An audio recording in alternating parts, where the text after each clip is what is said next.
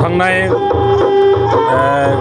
1986 मायथाइनि 3 अक्ट'बराव जन्म जानाय NDP हिसाबै जि 33 इयार्स जोङो संग्राम खालामदोंमोन आरो बे संग्राम खालामनायाव गैयाब्लाबो 5,000सो मानसिफ्रा मुंख्लं जाबाय आरो बे मुंख्लंफोरनि गेजेराव जोहोलाव बांबुरगोरा बसुमतारी बिथाङानो जोंनि गिबिसिन मुंख्लं आरो बिथाङा मुंख्लं बांबुरगोरा बिथाङा बे खायजामाथि ओनसोलनि बोरिगामि बोरिगामिनिमोन ओंखायनो बिथांनि मुङै दिनै जोङो बि बांबुरगोरा बसुमतारीखौ गोसोखांनानै मोनसे जोलुर बादायलायनाय जों थांनाय नैबे अक्ट'बर मासनि 3 अक्ट'आव जोङो गिबि जागायजेनदों आरो बे जोलुर बादायलायनायखौ जों बेखौनो गोसोखांनानै बा बांबुरगोरा जोहोलाव बिथाङा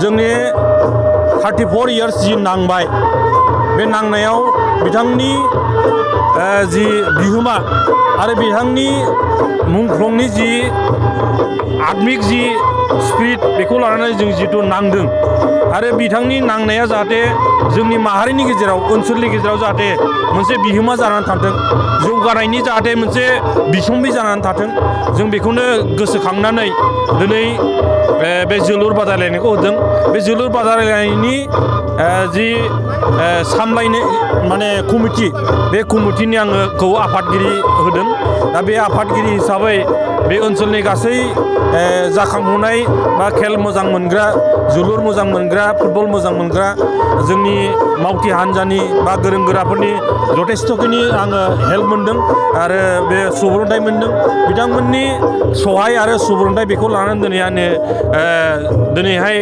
जि जोबथा जि फुटबल बादायलायनाय बे फाइनाल बिसिमलागै सफैनो हाबाय आरो दिनै गिबि जागायजेननाय हिसाबै गिबि बोसोर जागायजेननाय हिसाबै गोबां जेंना आरो जेथोनि गेजेरजों जों बेखौ सामलायनो गोनां जादों अब्लाबो जों मोजां दिनैहाय फ्राय 1 दाननिबो बारा जोङो बेखौ गेलेहोनानै दिनै जोबथा फाइनालाव जों लाबोनो हाबाय ओंखायनो फैबाय थानाय दिनाव जाहाथे बि बांबुरगोरा आरो बिथांजों लोगोसे गोबां मुंख्लंफोर दं बिथांमोननि जि बावसोमनाय जि आत्म बलिदान जाहाथे फिउचार जेनेरेसननि थाखाय जाहाथे बिसम्बि जानानै थाथों आरो बिथांमोना जाहाथे जोंनो माहारिनि थाखाय जिहेतु मुंख्लं जादों बेखौ जारिमिन हिसाबै जाहाथे गोसोखांथों नङाब्ला जों बिथांमोननि मुंख्लंफोरनि नामै जुदि बा बिथांमोननि हिस्ट्रि बा बिथांमोननि आन्दलनाव आत्म बलिदान होनायखौ जुदि मोनसे बिसम्बि हिसाबै जुदि लाखिलाङाबा भबिष्यत जे प्रजन्म बा फिउचार जेनेरेसन मानसिफ्रा बिथांमोननि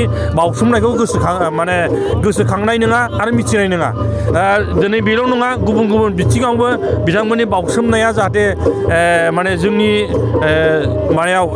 जारिमिनाव माहारिनि गेजेराव जाहाथे अराय थांना थायो जों बेखौ आसा खालामदों जों दिनैहाय जोलुर बादायलायनायजों बांबुरगोरा बसुमतारी बिथांनि जि बावसोमनाय बे बावसोमनायखौ जोङो गोथां हिसाबै जोङो लाखिनो थाखाय सेस्था खालामनानै जों बेखौ दिनै गायसनबाय आरो फैबाय थानाय दिनाव जायफ्रा दिनैहाय बेयाव मोजां गेलेगिरिफोर बा दिनैहाय बे खायजामाथि ओनसोलाव दिनै बृहत बे फ्राय बर' ओनसोलबाबो बेवहाय गोबां बिथिङाव जोङो जौगानायखौ नुनो मोनाखै ओंखायनो खेला धुलानि गेजेरजोंबाबो जों दिनैहाय माहारिनि गेजेराव बा बेक्तिगत बिथिङावबो जों थांना थानायनि जिथु सर्स जायो आरो माहारिखौ बा हादरखौ रायजोखौ जों बुहुमनि गेजेराव जों सिनायथिनो हायो आरो बेक्तिगतबाबो बे थांना थानायनि मोनसे लामा जिथु बे मोनो जों स्पर्ट्सनि गेजेरजों जों बेफोरखौ नोजोर होनानै जाहाथे नैबे ओनसोलनि मानसिफोरजोंबो बा नैबे मानसिफोरनि गेजेरनिफ्रायबो जाहाथे फैबाय थानाय दिनाव जाहाथे मोजाङै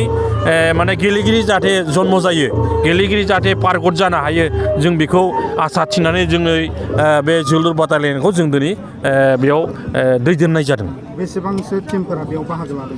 गासै बेयावहाय 22था माने फुटबल टिम बे बादायलायनायखौ जोङो बेवहाय जगदान होनो हादों आरो जोङो दुखु मोननाय फोरमायो जों दिनै बेखौ फ्राय दृष्टिखौ बारहोनानै लांनो हायाखै गोदान हिसाबै फैबाय थानाय जोङो नेसनेल लेभेलसिमहालागै लांनायनि थाखाय जोङो खामानि मावनो जों सिन्था सरसा खालामदों ओंखायनो फैबाय थानाय दिनाव जाहाथे जोङो स्टेटनि गेजेराव बा माने हारिनि गेजेराव बा हादरनि गेजेराव जों लांनो हायो जों बेखौ सेस्था खालामगोन।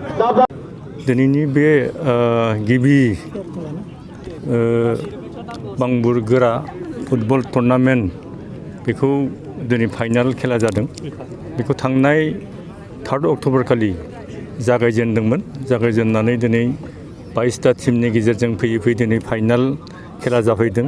बे फाइनाल खेलायाव सोर देरहायो बुंस' हाया, बिराद मोजां खेला जादों होननानै बुंनो हायो। आरोबाव गोबां रायजो राजाफ्रा बेखौ नायनानै गोजोननाय मोन्दों। आरो आं न'खरनि हिसाबै आं बेखौ बुंनो सानदों जे आं गावहा जेबो बिहोमा होनो हायाखैब्लाबो दिनैहाय खायजामाथि बरसाजार बड' इउथ क्लाबनि दैदेननायाव दिनैनि बे जिथु बांबुर गोरा टुर्नामेन्ट, बे बांबुर गोरा फुटबल टुर्नामेन्टनि बादायनाय जोलुर बादायनायखौ दैदेननायनि थाखाय आं बिथांमोनखौ खावलायनाय थाबाय। लोगोसे दिनै NDBनि सानसे समनि मा होनो हम सेक्रेटारि बिथां M गेरेमा, बे समाव M गेरेमामोन, बिथां रुजुग्रा मोसाहारि बिथाङा दा नैबे गोदान माबा टुर्नामेन्टनि कमिटिनि सासे प्रेसिडेन्ट बिथाङा।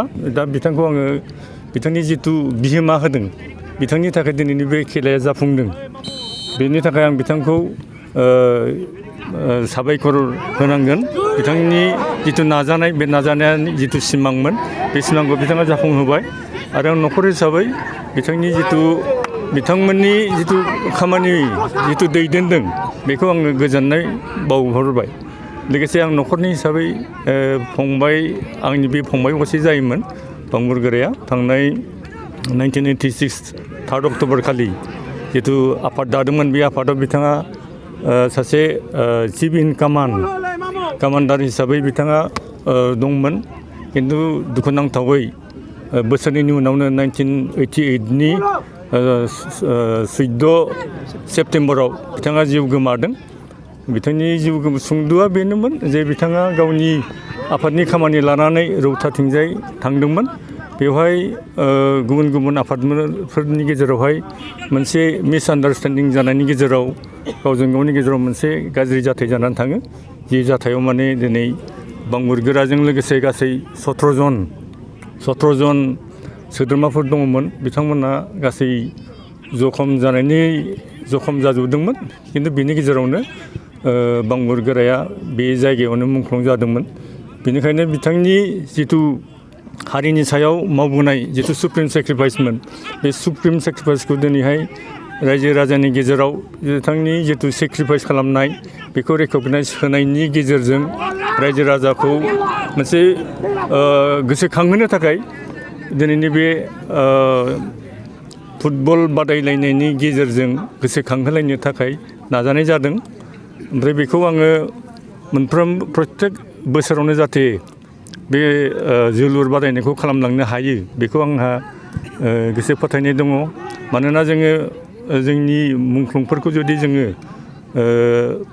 मान सनमान होनो रोङाब्ला जिहेथु मोनसे जाथिया थांनानै थाया होननानै बयबो बुङो, थिग बेबायदिनो जाहैनो हागौ जुदि जोंनि गेजेराव जोंनि मावथिफोरखौ जुदि जों मोजां रेकगनाइज होआब्ला, मोजां अननाय सिबिनाय जुदि होनो रोङाब्ला, आं बेखौ सानो। बेनिखायनो आं सानदों दिनैनि जिथु फुटबल बादायनाय, बेखौ होनाया खोब मोजां जादों। आं न'खरनि बिदा हिसाबै गोजोननाय मोन्दों। आंबो आफादावनो दैदेनबोदोंमोन। बेबायदि हिसाबै आंहा बिनि सायाव मोजां मोननाय दङ।